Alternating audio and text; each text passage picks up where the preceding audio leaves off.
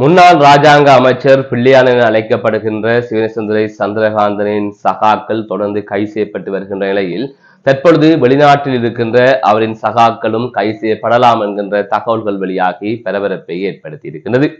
மற்றொரு செய்தியாக ஜாழ்ப்பாணத்தில் சிறுமி மச்சான் முறையுள்ள இளைஞனால் துஷ்பிரயோகத்திற்கு உள்ளாக்கப்பட்ட சம்பவம் தொடர்பாக செய்திகள் வெளியாகி பெரும் அதிர்வலைகளை ஏற்படுத்தி இருக்கின்றது. அதுதவிர போதைப் பொருள் வியாபாரத்தில் ஈடுபட்டு பணம் சேர்த்த ஒருவர் வெளிநாடு தப்பிச் சென்ற நிலையில் அவர் இலங்கைக்கு திரும்பியிருந்தார். தற்பொழுது அவர் கட்டுநாயக்க விமான நிலையத்தில் கைது செய்யப்பட்டிருப்பதாக தெரிவிக்கப்பட்டிருக்கின்றது. இது தொடர்பாகத்தான் இந்த தொகுப்பில் விரிவாக பார்க்க இருக்கின்றோம். அதற்கு முதல் ஜேகே ரிப்போர்ட் எனப்படுகின்ற இந்த யூடியூப் சேனலை சப்ஸ்கிரைப் செய்து கொள்ளுங்கள். தொடர்ந்து அருகில் இருக்கின்ற பெல் பட்டினை கிளிக் செய்வதன் ஊடாக நான் போடுகின்ற ஒவ்வொரு காணொளிகளையும் நீங்கள் உடனுக்குடன் பார்க்கக்கூடிய வகையிலே இருக்கும். நான் நடராசா ஜெயகாந்தன். தற்பொழுது செய்திகளுக்குள்ளே செல்லலாம். அதாவது தற்பொழுது கிழக்கு மாகாணத்தின் முன்னாள் முதலமைச்சரான பிள்ளையான் என அழைக்கப்படுகின்ற சிவனேசதுரை சந்திரகாந்தன் தொடர்பான பல செய்திகள் வெளிவந்து கொண்டிருக்கின்றது. அந்த வகையில் கடந்த சில தினங்களாக அவர் தொடர்பாக பல்வேறுபட்ட தகவல்கள் எமக்கு கிடைக்கப்பெற்றுக் கொண்டிருக்கின்றது. அந்த வகையில் அவருடன் இணைந்து பல கொலைகளை செய்தவர்கள், கடத்தலில் ஈடுபட்டவர்கள், கப்பம் கேட்டவர்கள், இவ்வாறு பலர் கைது செய்யப்பட்டுக் கொண்டிருக்கின்றார்கள். மட்டக்களப்பில் பிள்ளையானுக்கு ஆதரவாக செயற்பட்டவர்கள் தற்பொழுது தலைமறைவாகி வாழ்கின்ற ஒரு சூழல் இருக்கிறது. அது தவிர பிள்ளையானின் ஆதரவாளர்கள் என்று சொல்லிக்கொண்டு மார்தட்டி கொண்டு சென்றவர்கள் இன்று சத்தமே இல்லாமல் கடந்து செல்வதை அவதானிக்கக்கூடிய வகையில் இருக்கிறது என்று மட்டக்களப்பை சேர்ந்த ஊடகவியலாளர் ஒருவரும் தனது முகநூலிலே ஒரு கருத்தை பதிவிட்டிருந்தார். ஆகவே இவ்வாறான ஒரு நிலைமைதான் மட்டக்களப்பிலே இருக்கிறது. அதாவது பிள்ளையானின் ஆதரவாளர் என்றாலே கைது செய்யப்படலாம் என்கிற நிலை தற்பொழுது உருவாகி இருக்கின்றது. அந்த அளவிற்கு பிள்ளையான் தனது ஆதரவாளர்களையும் காட்டிக் கொடுத்துக் கொண்டிருக்கின்றார். அதாவது வேறு வழி இல்லை, அனைத்து குற்றங்களையும் ஒப்புக்கொள்கின்றார், யார் அதனை செய்தார்கள் என்பதையும் ஒப்புக்கொள்கின்றார். அதன் அடிப்படையில் பிள்ளையானின் சகாக்கள் கைது செய்யப்பட்டுக் கொண்டிருக்கின்றார்கள். அந்த வகையில் அண்மையில் இடம்பெற்ற கைதுகளை நீங்கள் அறிந்திருப்பீர்கள். இந்த நிலையில் தான் இந்த அரசாங்கம் அடுத்த கட்டமாக ஒரு நடவடிக்கையை முன்னெடுக்கின்றது என்று கூறப்படுகின்றது. அதாவது தற்பொழுது வெளிநாட்டில் இருக்கின்ற பிள்ளையானின் சகாக்கள், அதாவது கடந்த காலங்களில் பிள்ளையானுடன் இருந்து இங்கு பல்வேறுபட்ட முறைகேடுகளில் ஈடுபட்ட நபர்கள் வெளிநாட்டுக்கு தப்பிச் சென்றிருந்தார்கள். எனவே அவர்களை கைது செய்வதற்கான நடவடிக்கைகளும் முன்னெடுக்கப்பட்டு வருவதாக தெரிவிக்கப்படுகின்றது. பிள்ளையான் எனப்படுகின்ற நபர் செய்த பிழைகள் அல்லது அவர் செய்த கொலைகள் அல்லது அவர் செய்த குற்றச்செயல்கள் என்பது மிக மிக அதிகம் என்கின்ற விமர்சனங்கள் முன்வைக்கப்பட்டு வருகின்றது. அதில் முக்கியமாக நாடாளுமன்றத்திலே பொது பாதுகாப்பு அமைச்சர் ஆனந்த விஜயபால் அவர்கள் உரையாற்றுகின்ற போது உயிர்த்தனாறு தாக்குதல் இடம்பெறுவதற்கு முன்னரே அவர் சிறையில் இருக்கின்ற போதே அது தொடர்பாக அறிந்திருந்தார், அது தொடர்பான தகவல்கள் கிடைக்கப்பெற்றிருக்கின்றது என்று அவர் குறிப்பிட்டிருந்தார். அது தவிர என்ன சூழ்ச்சிக்காக இந்த தாக்குதல் நடத்தப்பட்டது என்பது தொடர்பான விசாரணைகள் எல்லாம் முன்னெடுக்கப்பட்டு நீதிமன்றத்தில் அது தொடர்பான சான்றுகளை முற்படுத்துவதற்கான நடவடிக்கைகள் முன்னெடுக்கப்பட்டு வருவதாகவும் அவர் நாடாளுமன்றத்திலே பேசியிருந்தார். அதன் அடுத்த கட்டமாக அசாத் மௌலானாவையும் இலங்கை கொண்டு வந்து விசாரிப்பதற்கான நடவடிக்கைகள் முன்னெடுக்கப்பட்டு வருவதாகவும் தொடர்ந்து செய்திகள் வெளிவந்து கொண்டிருக்கிறது.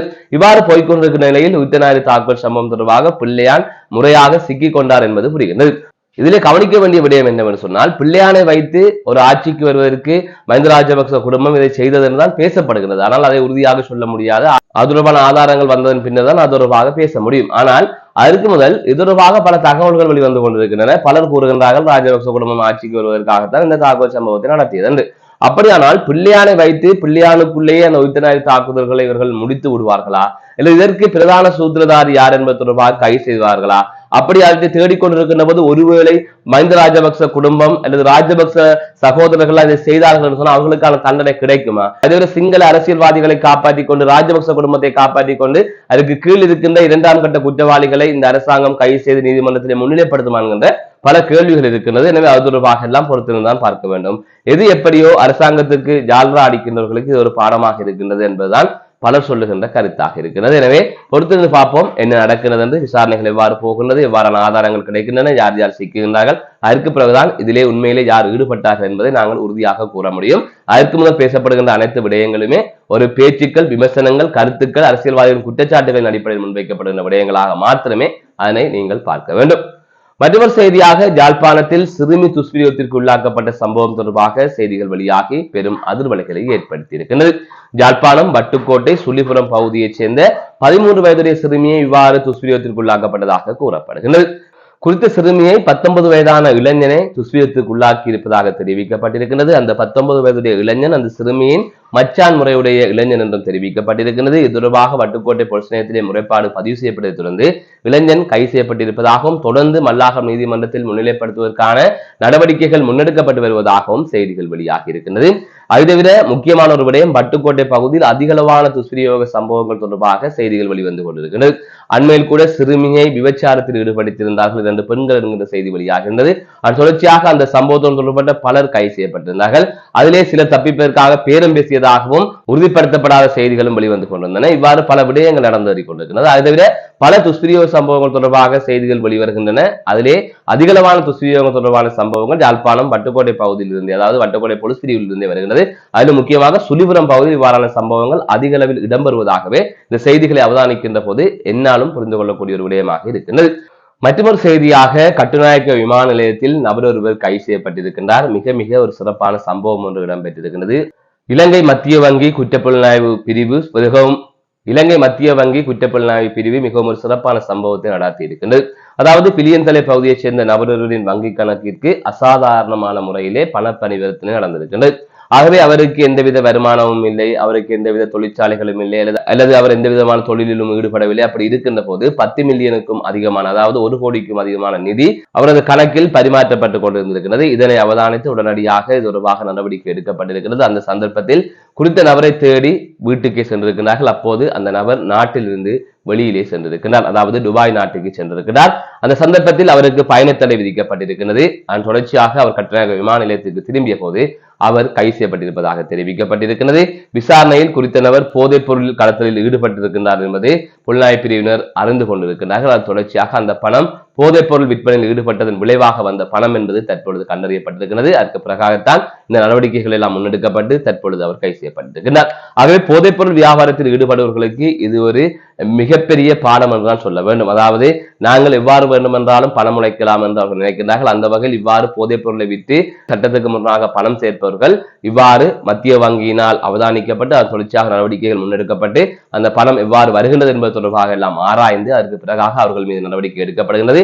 அந்த வகையில் தான் இவ்வாறு எந்த ஒரு வேலை வெட்டிக்கும் செல்லாமல், எந்த ஒரு தொழிலையும் செய்யாமல், எந்தவித வருமானம் இருக்கின்ற வழிவகைகளை மேற்கொள்ளாமல் பணம் வந்த அந்த நபர், அதாவது அவரது வங்கி கணக்கில் பணத்தை போட்டு எடுத்த அந்த நபர் கைது செய்யப்பட்டிருக்கின்றார்.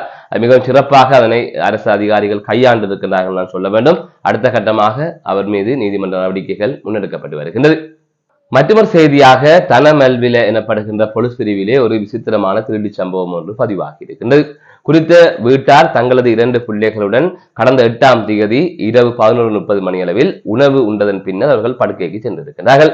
இவர்கள் இவ்வாறு உறங்கிக் கொண்டிருந்த போது மறுநாள் அதிகாலை, அதாவது 9ஆம் தேதி அதிகாலை வேளை அந்த தம்பதியினரின் இளைய மகன், வீட்டில் வசிக்கின்ற தம்பதியினரின் இளைய மகன் தண்ணீர் குடிப்பதற்காக எழுந்து சமையலறைக்கு சென்றிருக்கின்றார். அப்போது சமையலறைக்குள்ளே ஒருவர் நிற்பதை அந்த சிறுவன் அவதானித்திருக்கின்றார். அதாவது 2 கருப்பு பைகளுடன் நிர்வாணமான நிலையிலே ஒருவர் நின்றிருக்கிறார். உடனடியாக சிறுவன் சத்தம் போட்டிருக்கின்றார். அப்போது வீட்டில் இருந்தவர்கள் எழுந்திருக்கிறார்கள். உடனடியாக தேடிய போது அங்கு யாருமே இருக்கவில்லை என்று கூறப்படுகிறது. ஆனால் ஒருவர் ஓடியதாக தெரிய வருகின்றது. அதற்கு பிறகாக அலுமாரியை பார்த்ததன் பின்னர் அலுமாரிக்குள் இருந்த துணிகள் கலைக்கப்பட்டிருந்திருக்கிறது. அதற்குள் இருந்த 19,000 ரூபாய் பணம் காணாமல் போயிருக்கின்றது. தொடர்ச்சியாக தங்களது வீட்டில் பணம் திருடப்பட்டதை அவர்கள் உணர்ந்திருக்கிறார்கள். இது தொடர்பாக போலீசிலே முறைப்பாடு கொடுத்திருக்கிறார்கள். இது தொடர்பாக போலீசார் விசாரணைகளை முன்னெடுத்து வருவதாக தெரிவிக்கப்பட்டிருக்கிறது.